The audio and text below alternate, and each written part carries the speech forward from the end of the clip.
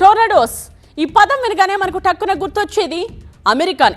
ఎందుకంటే అక్కడే టోర్నడోల బీభత్సం ఊహించని విధంగా ఉంటుంది. సో వందలేళ్లను క్షణాల్లో చుట్టేసే భయంకరమైన సుడిగుండాలి. అందులో చిక్కితే పై ప్రాణాలు పైకే. అలాంటి భయంకరమైన సుడిగుండాలు భారత్కు పెను ముప్పుగా మారాయి. ఒడిశాలో టోర్నడోల బీభత్సానికి మయూర్భంజ్ జిల్లా వణికిపోయింది.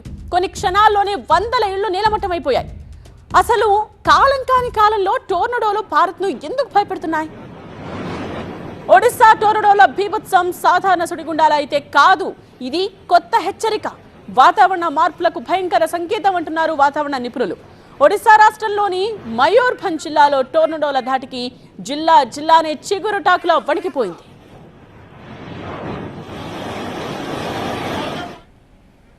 ఈ టోర్నడోల ధాటికి 22 గ్రామాలు తుడిచిపెట్టుకుపోయాయి. అలాగే 200కు పైగా ఇళ్లు పూర్తిగా ధ్వంసమైపోయాయి. విద్యుత్ స్తంభాలు, చెట్లు నేల కూలిపోయాయి. పంటలు తీవ్రంగా దెబ్బతిన్నాయి. గంటకు 100 నుండి 150 కిలోమీటర్ల వేగంతో గాలులు వీస్తూ ఉన్నాయి. ఇది ప్రభుత్వ అంచనా ప్రకారం. మొత్తం నష్టం సుమారు 12 కోట్లుగా అంచనా వేస్తూ ఉన్నారు. సుడిగుండాలకు ఒడిశాలోని కొన్ని ప్రాంతాల్లో విద్యుత్ సరఫరా పూర్తిగా నిలిచిపోయింది. రోజుల తరబడి ప్రజలు ఇబ్బందులు పడాల్సిన పరిస్థితి ఏర్పడింది. చెట్లు కూలిపోవడంతో ప్రధాన రహదారులన్నీ మూసుకుపోయి దీంతో రవాణా వ్యవస్థ కూడా అస్తవ్యస్తమైపోయింది. ప్రభుత్వం తక్షణ సహాయం ప్రకటించినా పూర్తి పునరావాసానికి సమయం పడుతుంది.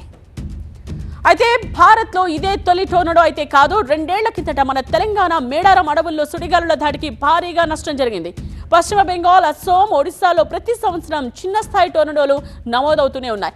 కానీ ఇప్పుడు వచ్చిన టోర్నడో వాటికి మించి ఉందంటున్నారు నిపుణులు. ప్రత్యేకంగా ఒడిశా, బెంగాల్, అస్సోం ప్రాంతాలు టోర్నడో జోన్గా మారే ప్రమాదం ఉందని చెప్తున్నారు ఎక్స్పర్ట్స్.